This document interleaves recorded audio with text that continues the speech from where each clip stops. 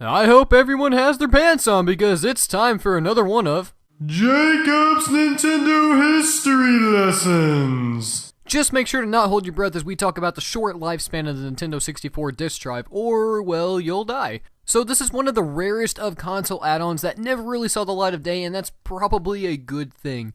With the introduction of the Sega Saturn, the success of Sony's PlayStation, and that Sega CD add-on to the Genesis, Nintendo really felt that, hey, maybe if we try to smack an add-on to our console and fix the cartridge issue, maybe people would like it. Well, that proved quite wrong. This add-on attaches itself to the bottom of the Nintendo 64 through magic. Yes, magic.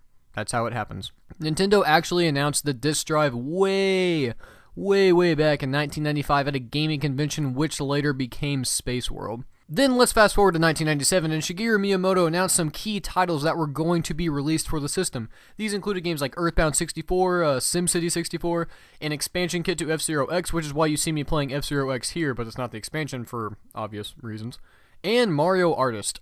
Sounds pretty good, right? Well, Nintendo heard the feedback from all the critics saying it would not compete well with the PlayStation, and figured they should just stick to their cartridge business model for the next generation of systems.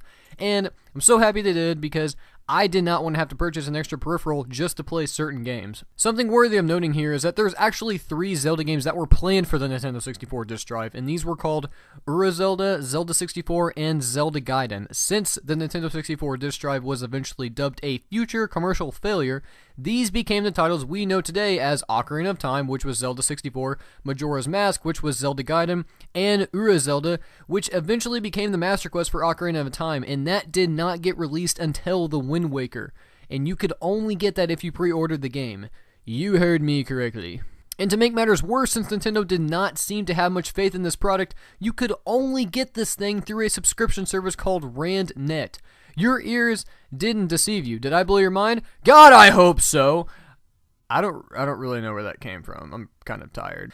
Anyway, Rant Net was a service in which people could get early access to unreleased games, and you could play games online, browse the interneties, and do things like listen to music online. In other words, this is Xbox Live for hipsters. If you were willing to pay a hefty price, from my understanding. I'm not going to get too much in the hardware because I really don't believe it's that important, as this console was an absolute failure. But the disk drive packed a 32-bit coprocessor to work alongside the main 64 processor. The audio was vastly enhanced with the add-on as well, and hey, they were really trying to clean up their mess that they made by refusing to use CDs, which were just kind of the way of the future at that time. But you all know Nintendo, they don't really like changes in the market unless they're the ones that create them. And another interesting bit of information I found was that the Nintendo 64 disk drive actually could boot up entirely on its own without a game in it, since it had its own operating system. And that's pretty cool to think about. Like, back in the day, you know, that really didn't happen with consoles. That happened with computers, but that was one of the big things about this system was that, you know, hey, this thing actually has an operating system in it. And Nintendo later incorporated this tech into the GameCube and the Wii later on. And finally, it got its release in 1999 through Rant Net, and guess what? It didn't sell well. I wonder why. So guys, what did you think of this Nintendo history episode? Leave your comments below and let me know. And the random question of the day is going to be this. What was your favorite Nintendo 64 game? Personally, mine was Ocarina of Time. A little cliche, I know, but hey, it's a good game. Alright guys, leave all that below, and I will see you guys next time.